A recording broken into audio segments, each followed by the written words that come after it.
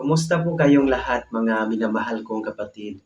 And welcome po sa part 4 ng ating pag-aaralan tungkol po sa mga bagay na nakasisira sa templo ng Diyos.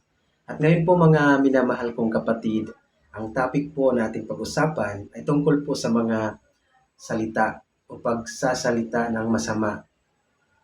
Ano po ba ang masasabi ng Biblia o nakasulat sa aklat ng Biblia tungkol po sa mga ito? Kaya naman po nais ko pong ibahagi dito po sa aklat ni Mateo, Kapitulo 12 sa talatang 36 hanggang 37 or Matthew chapter 12 verse 36 to 37. Ito po yung ating mababasa.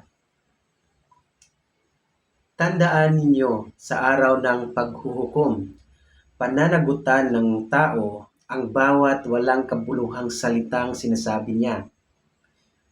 Pawawalang sala ka o paparusahan batay sa iyong mga salita. Hallelujah!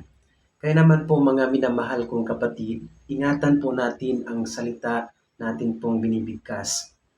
Huwag po tayong magsalita ng mga bastos, ng mga mura, ng mga nakaka-offend sa kapwa.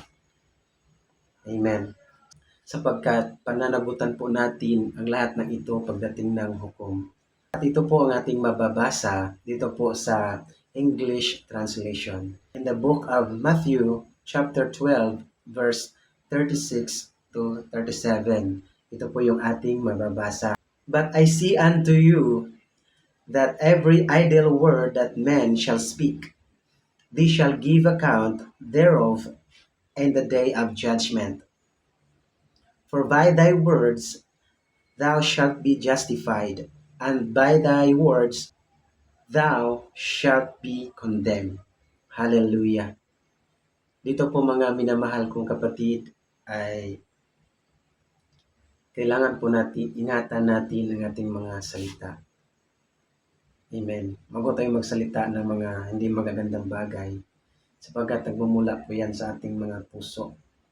Ang bawat salita, ayon po sa Biblia, ang bawat salita natin pong binibigkas ay nanggagaling po yan sa puso. Nakakaapekto po yan sa ating kalusugan. Kaya naman, kailangan po mga minamahal kong kapatid, kapag healthy po ang puso ng tao, ay positive po ang kanyang sinasabi, hindi po negative. At ngayon po mga minamahal kong kapatid, inyong lingkod ay umaasa na mayroon po kayong natutunan sa ating pong mga pinag-aaralan. Na ingatan po natin ang bawat salita na lumalabas sa ating bibig sapagkat dito po natin na-impress ang ating puso. Sapagkat dito po natin ipinakita kung ano po ang nilalaman ng ating puso. Ingatan po natin ang salita sapagkat ito po ang pinakamahalagang bagay sa lahat sapagkat sa salita po tayo nilikha ng Diyos. Amen. Sa pamamagitan ng salita.